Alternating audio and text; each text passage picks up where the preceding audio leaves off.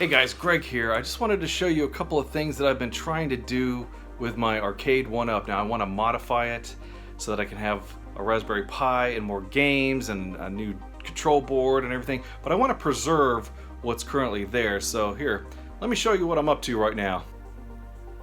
Alright, so now I gotta get this box out of here. Kind of nervous actually.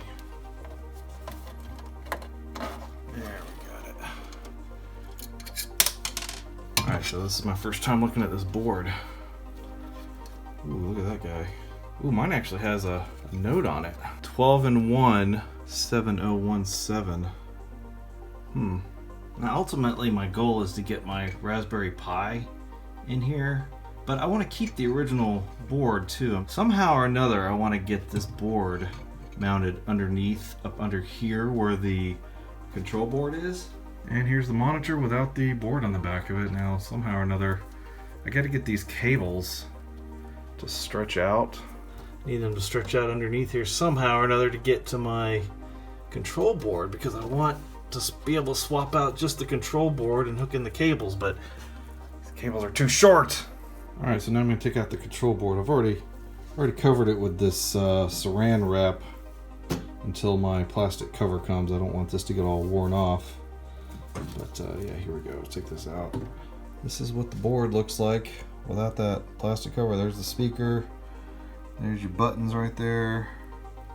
There's your 3 buttons right there. That's the trackball. Spinners right over here. Now I've already done a job on the spinner. Let me show you that real quick. Alright, so once you take out these 2 screws right here, there's one on either side. This comes off. And you can see what I did was I added a little bit of tape around this is the actual spinnery part here. Added some tape around that so that I get a nice flush connection with the spinner itself. Now there's 2 screws here that keep the top of the spinner from coming off. Let me take that off and I'll show you what I did inside. All I did was add some pennies into the spinner itself to give it a little bit of weight, because just by itself it's just not enough. It feels very slight, and adding these pennies in here for what, like 30 cents maybe, makes it quite a bit better. And they fit in here really good too, just perfectly. I wrapped them with the electrical tape to kind of keep them from sliding around too much, and yeah, works really good. So yeah, with this simple mod you can see how much wider it is. There's no way I can convey the weight of it, but it just feels so much better. So what I'm thinking now is that I want to get this board mounted right about here on the bottom of the control panel, so that I can just swap out this control panel, which I like, it's fine, and it's the original one that came with this board, in and out with any other board that I want now. But my problem is, as I said before, how am I going to get these cables to feed up under here? I think I can find an extender cable for this little 30-pin deal, but this is the electrical, and I'm really gun shy about, wiring in any kind of electrical stuff. So yeah, and plus the ground here makes things interesting. I wish this cable was just a little bit longer. Okay, so a couple of days have passed, and I ordered one of those VGA HDMI CFO, whatever this thing is, the thing that ETA Prime was talking about. That's what's in this box. There we go. Look at this. Got a lot of stuff in there. Okay, so here's what you get. You get the board itself right here. It's got the HDMI, DVI, VGA, and the audio inputs there. And it's the power connector there. You get this cable, which actually goes into your monitor. So you also have this control board here. And then this is what's weird to me, because I didn't see this in the ETA Prime video, but apparently this is like a little power adapter, regulator, thingy-mabob. I don't know. I don't think I need this. So yeah, that's what you get. So what I want to do is mount this guy right about here. I think I'll get some standoffs to do it with. I don't like the idea of double stick tape to this. I think that's probably not the best way to go. So I've got these standoffs right here like this, that I think I'll just mount these to the inside of the Arcade1Up, and I can just screw them onto that. Alright, well I haven't mounted it on there yet. It turned out to be a little bit more difficult than I thought, so I'm just going to try it out. I can't wait to see how this works. So I've got it hooked in, I think pretty much the way ETA Prime did his. I've already got my HDMI cable here running down to my Raspberry Pi here. And then this is the USB connector cable to my XArcade tank stick. Yeah, it's a bit of a kludge for now. I mean, the tank stick is really, it's just sitting here. It's just sitting here on the side. It's not really mounted or anything, but I don't have a homemade control board created yet, so I'm just trying to try this to see how well I can get the Pi, or if I can get the Pi to work on this screen. So let's try it out. Okay, here's the moment of truth. Let's see if this works. I'm either gonna fry this thing or it's gonna work miracles. I guess I should stand back in case it explodes. All right, here we go. I'm plugging in the Pi. Let's see if this works. Let's go around here quick. Let's go around and see. We're gonna see if it works.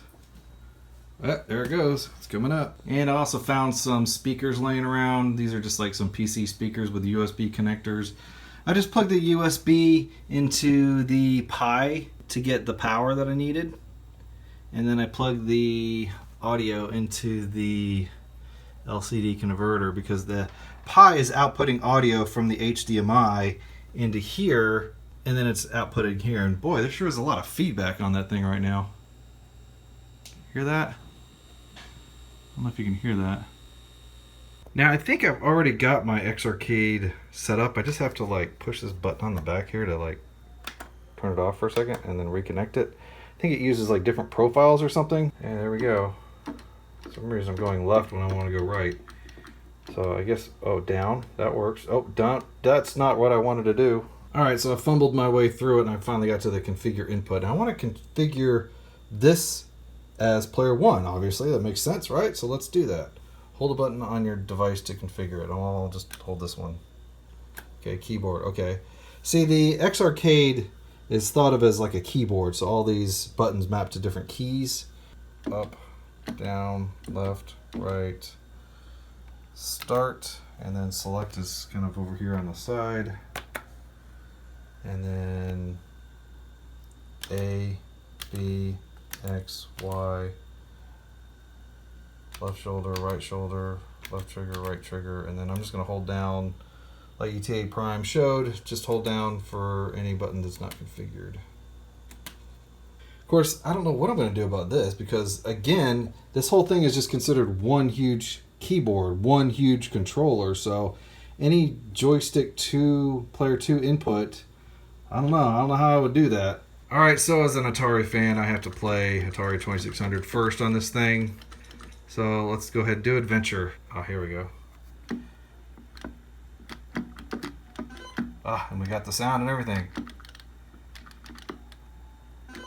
You know, the Atari 2600 only had one button. Which one do you think I should use? This just blows my mind that I'm playing this on a stand-up arcade system. Oh no, the dragon's gonna eat me. Come on, sucker, you too slow, you too slow. Blue lightning on a stand-up arcade system. That's crazy or what? Oh man, I've always wanted to play this on something besides the Link screen. Look at this. Look at how big the pixels are. This is awesome. Here's one I think you guys would be excited to see. Final Fight. Anybody? I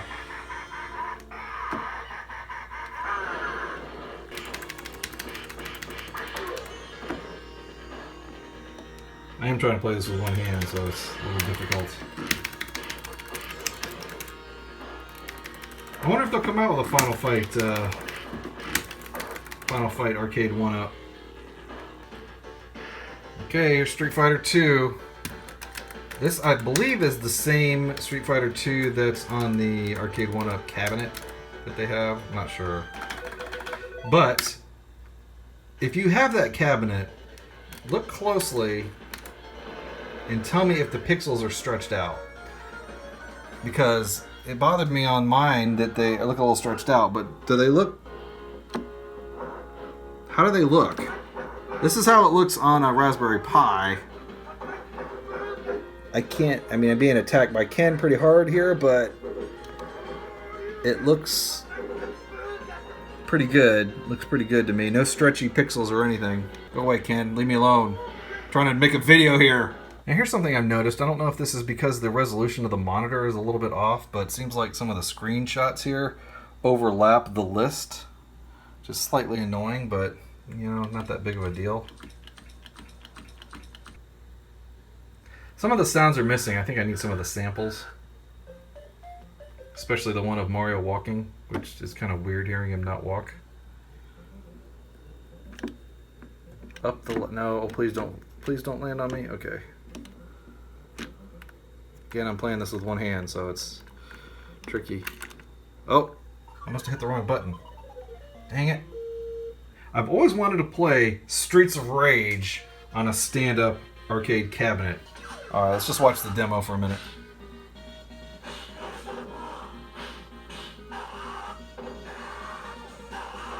Looks nice and clear. No stretchy pixels or nothing. I'm very, very happy with this setup. So when I got this cabinet, of course, the wife asked me, first thing was, does it play Galaga? Well, no. But now it does. Okay, granted, this is the NES version of Galaga, but for some reason the main image that I have doesn't have Galaga on there. This is actually a really good version of Galaga. Keep in mind I'm playing with one hand, pinky shooting and moving here. Alright, and because we know this is coming up soon, Mortal Kombat on the Arcade1Up, playing MAME. I gotta turn the volume up a bit. It already sounds like it's got a lot of feedback on there. Can you hear that? These speakers suck. It's better than nothing, I guess. Okay, so here we go. I guess I don't have the buttons configured right. Oh, I don't know. Can't fight. But here's what I want you guys to do. When the Mortal Kombat machine does come out, tell me how stretchy the pixels are. Do they look stretchy like this? Or do they look okay? I was a little annoyed that they looked so stretchy on games like Centipede and Crystal Castles and Missile Command, things like that.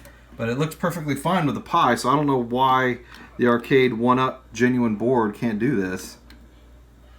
Yeah, I'm dead. Mission 1, start.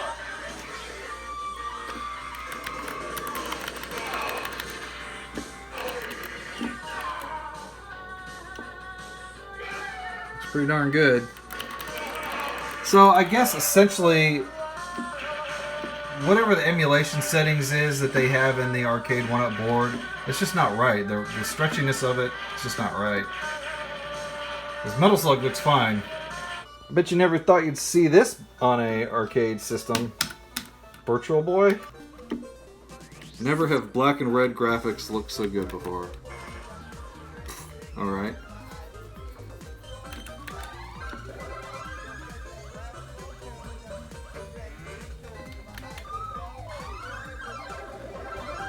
Alright, well that's it for now. I guess I'll have it more put together on the next video. So, thanks for watching. See you next time.